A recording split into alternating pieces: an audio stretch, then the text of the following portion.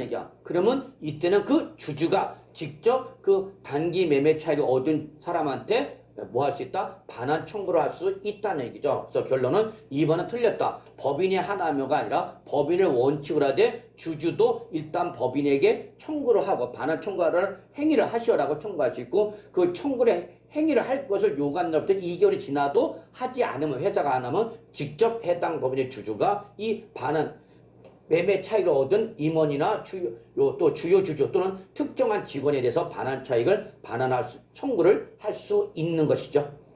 그래서 여기 아니다. 여기에 틀렸다. 주주도 할 수는 있다.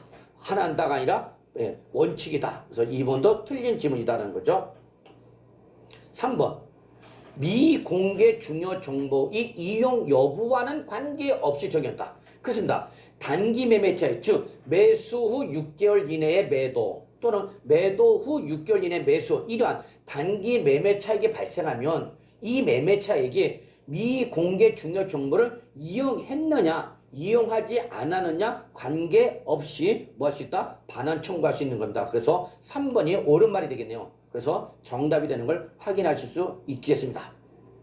자, 그럼 이러한 반환을 청구할 수 있는 권리는 영원히 할 수 있는 거냐? 아니죠. 일정한 기간이 경과가 되면 소멸시효가 되어버렸기 때문에 행위를 할 수 없는데, 자, 이때 청구권자가 그 사실을 안 나부터 1년간 또는 이익을 취득한 날부터 3년 이내에 행사하지 아니한 경우는 소멸한다. 소멸시효기간을 말하는 거죠. 이때 소멸시효기간은 이익을 취득한 날부터 3년이 아니라 몇 년이냐? 1년입니다. 여러분. 1년 이내에. 2년입니다. 죄송합니다. 3년 이내가 아니라 2년 이내에 행사를 하지 않으면 권리는 어떻게 되는 거죠, 여러분? 소멸되는 거죠. 그래서 여기서 소멸시효 기간은 이익을 취득한 날로부터 2년간이다. 2년 이내에 행사해야 되고 2년이 경과되면 소멸한다는 거 역시 여러분이 좀 틀린 말로서 정리해 두시기 바랍니다. 자, 그래서 164번 요 정도 마무리하고요. 다음 문제 풀어보도록 하겠습니다. 자, 다음 문제는 역시 167번이 되겠네요. 자, 이번에는 시세 조정 행위 규제죠, 여러분. 시세 조정 행위 규제에 관한 설명서 틀린 거 물어봤죠, 여러분. 자, 본 문제 별표 3개 정도 표시해 주시고요. 아주 중요한 내용입니다. 역시 시험에 출제될 가능성이 매우 높기 때문에 여러분이 기억해 주셔야 합니다. 자, 문제 보겠습니다. 보죠. 1번. 시세 조정 행위란 그래서 1번은 바로 시세 조정행위 규제인데 그 규제 대상이 되는 시세 조정행위가 뭐냐라는 의의를 말하는 거다라는 걸 여러분이 확인해 주셔야 되겠네요. 그럼 이때 시세 조정행위라는 것은 좁은 의미로는 증권시장과 파생상품시장에서 시장 기능에 의하여 자연스럽게 형성되어야 할 가격이나 거래 동향을 뭐 하는 거죠, 여러분? 인위적으로 변동시킴으로써 부당 이득을 취하는 행위를 이걸 바라보란다면 시세 조정 행위라는 거죠.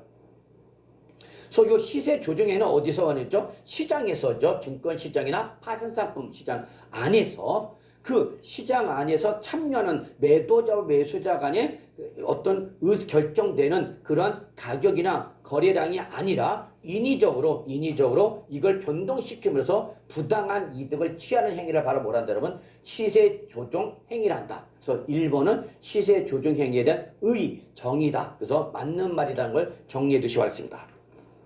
자, 그러면 2번. 이 적용 대상이 시세라는 것은 뭐를 말하냐? 그 얘기죠. 자, 이때에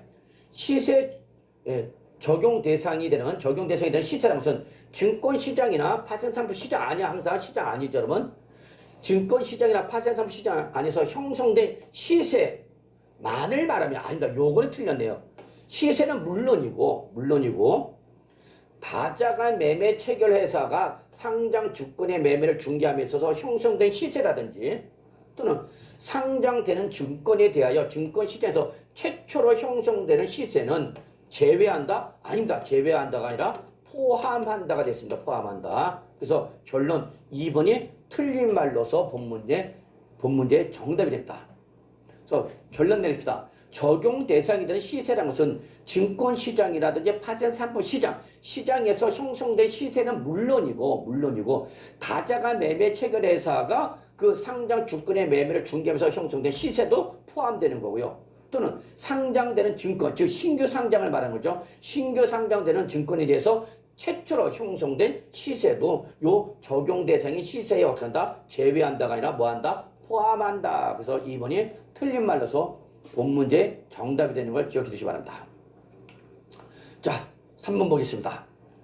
이때 3번 규제 대상, 즉 시세 조정 행위 적용 대상은 크게 위장 거래에 의한 시세 조정, 그 다음에 현실 거래에 의한 시세 조정, 그 다음에 허위 표시 등에 의한 시세 조정, 그 다음에 가격 고정 또는 안정 조작 행위, 또는 현물과 선물 연계 시세 조정 행위를 말한다. 그래서 이게 바로 규제 대상이 되고 맞는 말이라는 걸 좀 정리해 두시고요. 자, 4번 자본시장법은 협의의 시세 조정 행위는 물론이지만 합리성이 결여된 비경제적 매매 주문이나 또는 매매 상황을 오인하게 하거나, 매매 상황이죠, 여러분. 상황을 오인하거나 또는 중요한 사실에 대해서 허위의 표시 등 증권시장 및 파생상품 시장의 기능을 저해하는 행위도 포함해서 이걸 유형화하여 엄격히 보고 있다, 여러분. 금지하고 있다는 거 확인해 주시기 바랍니다. 자, 그래서 167번 이 정도 마무리하고요. 다음 문제 넘어가겠습니다. 자, 다음 문제는 172번이네요.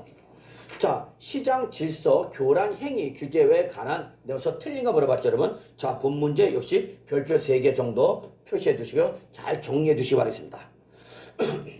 자, 1번. 시장 질서 교란 행위는 크게 정보 이용 교란 행위와 시세 관여 교란 행위 두 가지로 나눌 수 있다. 1번 맞는 말이 되는 걸 확인해 주시기 바라겠습니다. 그래서 결론, 시장 질서 교란 행위는 크게 두 가지로서 뭐와 정보 이용 교란 행위와 그다음에 시세 관여 교란 행위 두 가지로 구분할 수 있다는 거죠.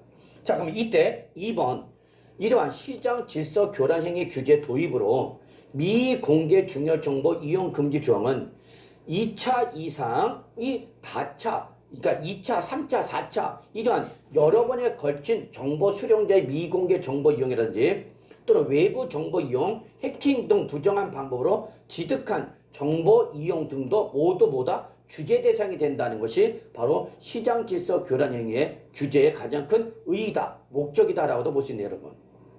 그래서 2번도 맞는 말이라는 걸 잊지 마시기 바랍니다. 그래서 시장 질서 교란 행위로서 규제 대상이 되는 것은 미공개 중요 정보를 이용하는 금지 조항으로서 최초로 수령한 자, 또 그 수령한 자 또 받았다. 2차 수령자, 그 다음부터 또 받았다. 여러 번 또 받았다. 그러한 2차, 3차, 4차 정보 수령자나 묻지 않고 모든 정보 수령자 미공개 정보 행위도 규제한다. 합니다. 또 외부 정보를 이용하거나 뭘 했다. 해킹 등 부정한 방법으로 획득한 정보 이용도 규제 대상이 된다는 것이죠. 그래서 2번 맞는 말이란 걸 잊지 마시기 바라겠습니다. 3번 매매 유인이나 부당 이득을 얻을 목적 등이 없다고 할 경우에는 그때는 허수성 주문의 대량 제출이라든지요, 또는 가장성 매매라든지 통정성 매매라든지 풍문 유포 등에 의하여 해당 행위자에게는 과징금을 부과할 수 없다라고 했는데, 여러분, 자, 여기서 틀렸네, 여러분.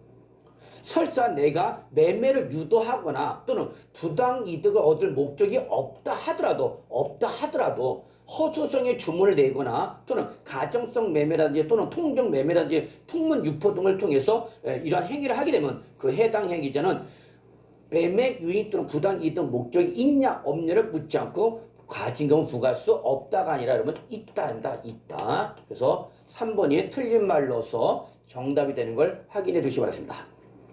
자, 4번 시장 질서 교란 행위에 대해서는 5억 원 이하의 과징금을 부과할 수 있습니다. 그래서 4번은 맞는 말이고요. 그래서 결론 172번은 3번이 틀린 말로서 특히 바로 어떤 매매 유인이나 부당 이득 목적이 있냐 없냐를 묻는다 묻지 않다, 묻지 않고 허수성 주문을 내거나 또는 대량 매매라든지 허수성 매매의 대량 제출이라든지 또는 가장성 매매라든지 통정 매매라든지 풍문 유포 등을 통해서 하는 행위도 뭐가 된다 그러면 그 자에게 과징금을 부과할 수 있다는 거 정리해 주시기 바랍니다. 자, 다음 문제 넘어가겠습니다. 자, 이번 문제는 여러분 175번이 되겠습니다. 자, 금융감독원 검사에 관한 설명서 잘못된 거 물어봤네요, 여러분. 자, 본 문제 여러분 별표 2개 정도만 좀 표시해 주시기 바라겠습니다. 자, 한번 확인해 볼까요? 1번 감독원장, 즉 금융감독원 원장은 금융기관에 대한 상시 감시에 늘 감시하는 걸 말하는 거죠. 그래서 늘 상시 감시를 통해서 어떤 문제 발생의 소지가 있는지 그러한 것을 파악하기 위해서 그런 그 문제 발생 소지가 있는 어떤 금융기관이나 어떤 취약 부분을 미리 좀 조기에 식별할 수 있도록 노력해야 된다. 당연한 말이죠, 여러분. 자, 2번. 관계 법령에 의하여 금융위원회가 감독원장, 즉 금융감독원장으로 하여금 검사를 하게 할 수 있는 금융기관에 대하여는 따로 정하는 경우를 별도로 제외하고는 누가 금융감독원장이 검사를 실시해야 된다. 그 말이 되겠죠, 여러분. 자, 3번. 검사의 종류는 종합검사와 부문검사로 일단은 구분하고요. 그 다음에 이때 이 검사의 실시는 언제 하느냐 그 얘기죠. 이때는 현장 검사냐 또는 서면 검사냐 이 방법으로 구분할 수 있습니다. 근데 이때에 이러한 종합검사는 대부분 무슨 검사? 현장 검사의 방법을 행한다. 역시 3번도 말이 되겠네요. 자, 4번. 감독원장, 즉 금융감독원장은 현장 검사를 실시하는 경우에는 검사의 사전 예고 통지 없이 행하여 한다라고 했는데, 자, 여러분 여기서 틀렸어요. 여러분 4번이. 즉 아무리 금융감독원장이 현장 검사를 실시한다더라도 미리 사전에 예고 통지를 하여야 합니다. 사전 예고 통지 없이 하는 것이 아니라 사전 예고 통지를 해야 됩니다. 그래서 최소한 검사 들어가기 전에 현장 검사 들어가기 전 일주일 전까지 사전 예고를 해야 됩니다. 사전 예고를 해야 된다. 그래서 결론 사전 예고 통지 없이 현장 검사를 한다는 말은 틀렸다. 현장 검사를 하는 경우도 현장 검사 들어가기 전 일주일 전에 미리 통지를 해줘야 된다. 그 얘기를 했죠. 여러분 4번이 틀린 말에서 본 문제 정답 되는 걸 확인해 주시기 바라겠습니다. 자, 다음 문제 풀어보겠습니다. 179번이네요. 자, 금융분쟁 조정 세칙에 관한 설명서 잘못된 거 물어봤네 여러분. 자, 틀린 거 물어본 거죠 여러분. 자, 요것도 여러분 좀 기본적으로 정리해 두셔야 할 내용이 됐습니다. 별표 3개 정도 좀 표시해 주시고요. 자, 1번. 금융분쟁 조정 제도는 소비자 보호 제도의 일환이죠, 여러분. 그래서 금융기관의 각종 거래에서 발생한 금융기관 이용자, 즉 고객의 부당한 피해를 규제하기 위한 제도다. 그래서 1번은 금융분쟁 조정 제도의 정의다. 그래서 맞는 말이라는 걸 쉽게 확인하실 수 있겠습니다. 그러면 2번. 금융분쟁조정위원회는 위원장 1인을 포함한 30인 이내의 위원으로 구성됐습니다. 그래서 이거는 금융분쟁조정위원회 구성요소 위원장 1인을 포함한 몇 인이야? 30인 이내의 위원으로 구성된다는 거 확인하시고요. 자, 3번. 금융분쟁조정위원회는 사건이 회부가 되면 그 사건이 회부된 날부터 며칠 이내 여러분 60일의 일을 반드시 뭐하고요? 심의를 하고 거기에 대한 조정 결정을 하여야만 합니다. 다만 신청의 내용이 위원회 조정 실익이 없다라고 판단할 때는 그때는 각하 결정을 할 수 있다. 여기서 각하 결정은 형식적 요건을 구비하지 못했을 때 패소하는 내려보내는 것을 바로 뭐냐? 각하 결정을 한다는 거 잊지 마시기 바랍니다. 자, 4번. 당사자가 이렇게 분쟁조정위원회의 조정 통지를 받으면 그 통지된 조정안을 이 당사자가 뭐하면 수락하면 그때 이제 효력이 발생합니다. 이때 효력이 발생할 때 당의 조정안은 민법상 화해 계약으로서 이 효력을 갖는다고 그러는데 여러분 아닙니다. 일단 여러분 4번에서 이 금융분쟁조정제도의 어떤 조정 결과는 조정은 언제 발생하냐?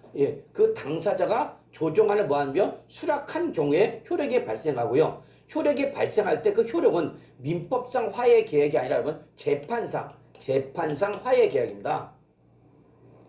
그래서 민법상 화해 계약이 아니라 재판상 화해입니다. 그래서 재판상 화해 계약이라는 것은 여러분 자 조정안을 수락했어. 그러면 이제 효력이 발생하는가? 근데 그 중에 당사자가 이행을 안 하다는 얘기야. 그러면 이행을 안 하면 다시 재판을 걸 필요 없이 이 조정 수락을 가지고 강제 이행을 청구할 수 있다. 그 얘기가 됐습니다. 그래서 4번이 민법상 화해가 아니라 뭐다? 재판상 화해라는 것을 잊지 마시기 바라겠습니다. 그래서 4번이 틀린 말에서 본 문제 정답이 되겠습니다. 자, 다음 문제 풀겠습니다. 자, 다음 문제는 181번이 되겠네요. 자, 가로 안에 들어갈 내용을 순서대로 옳은 것을 골라봐라. 그 얘기를 했죠, 여러분. 자, 요 문제 별표 2개가 되겠습니다. 자, 첫째, 금융감독원장은 분쟁 조정을 이제 접수했다는 얘기죠. 그러면 접수한 날부터 며칠 이내에 합의가 성립되지 아니한 경우는 분쟁 조정 위원회 해버렸냐. 자, 금융감독원장은 분쟁 조정 신청을 받으면 곧바로 위원회에 회부를 하는 것이 아니라 일단 당사자 간 합의를 먼저 유도합니다. 당사자 간 합의. 이때 그 합의는 당사자 간 합의는 접수일부터 며칠이냐 여러분? 30일입니다. 30일에 일단 당사자 간의 합의를 유도하고 합의가 성립이 안 되면 그때 정식으로 위원회에 회부하는 겁니다. 그래서 일단은 당사자 합의는 며칠 이내? 30일 이내가 됐습니다. 그러면 조정위원회는 회부가 된 날로부터 여기는 며칠이냐? 60일 이내입니다. 60일 이내에 심의하여 조정 또는 각하를 결정하라. 조정을 해주거나 또는 각하 패소 내려라 그 얘기입니다. 여러분. 자, 세 번째, 당사자는 법령에서 정하는 사유가 있는 때는 위원회의 결정에 대하여 조정 결정 또는 각하 결정을 통지받은 날부터 몇 개월 이내에 다시 재조정을 신청할 수 있냐 그게 됐습니다. 이때 재조정 신청은 바로 그 통지를 받은 날로부터 1개월 이내가 됐습니다. 그러면 1개월 이내는 뭐 할 수 있다? 다시 재조정 신청할 수 있다는 겁니다. 그래서 첫 번째 가로는 며칠이고요? 30일이고요. 두 번째 가로는 60일이고요. 그 다음에 세 번째 가로는 1개월이 되겠습니다. 따라서 요거를 충족한 것이 바로 답은 1번이 되는 걸 확인하실 수 있겠습니다. 자, 여기까지가 증권 관련 법규 네 번째 문제풀이 시간에서 10문제가 출제가 되는 증권 관련 법규 문제풀이를 모두 마무리하도록 하겠습니다. 그래서 우리 증권 관련 법규 문제 비록 10문제가 출제되지만 좀 많은 시간을 투입해서 정리했습니다. 반드시 잘 정리돼서 여러분 고득 좀 하실 수 있기를 바라면서 이번 시간 강의 여기서 마무리하도록 하겠습니다. 여러분 수고하셨습니다.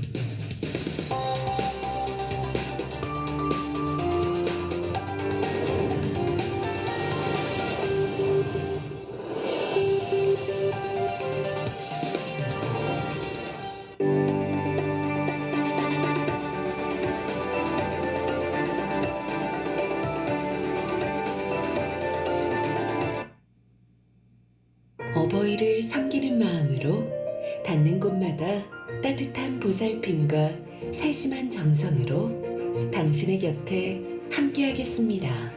운천동 행정복지센터 맞은편 청주 아름다운 요양원 043-274-9988 백년 옥 침대 매장 진열 상품 최대 50% 가격 세일. 엄격한 품질 관리와 철저한 내일 옥침대는 역시 백년 옥침대 자체 배송으로 원하는 날짜에 설치해준다니 안심할 수 있는 남자리 백년 옥침대가 책임집니다. 상표 등록증 100년을 꼭 확인하세요. 청주 율량동 한마트 옆 2층 043-214-7044. 시원한 국물이 생각날 땐 쭈나 캐물 칼국수. 쭈꾸미, 낙지, 오징어 등 푸짐한 해산물과 시원한 국물이 어우러진 해물 칼국수. 남녀노소 좋아하는 명자 장칼국수. 온 가족이 함께 즐거운 식사를 할 수 있는 넓고 깔끔한 실내 인테리어. 편안한 주차 공간이 마련돼 있어 단체 모임, 가족 외식하러 오기 좋은 곳. 쭈나 캐물 칼국수에서 소중한 사람과 특별한 한 끼를 경험하세요. 쭈나 캐물 칼국수. 강남 면옥에 오시면 3대가 즐겁습니다. 강남 면옥에 오시면 3대가 행복합니다. 가족 모두 화목해지는 이곳. 맛있다. 엄마, 다음에는 할머니, 할아버지랑 같이 와요. 우리 딸은 엄마보다 더 효자네. 강남 면옥 직영점은 오직 복대동 한 곳입니다. 유사상표에 주의하세요. 복대동 산업단지 6거리 앞 강남 면옥 청주점.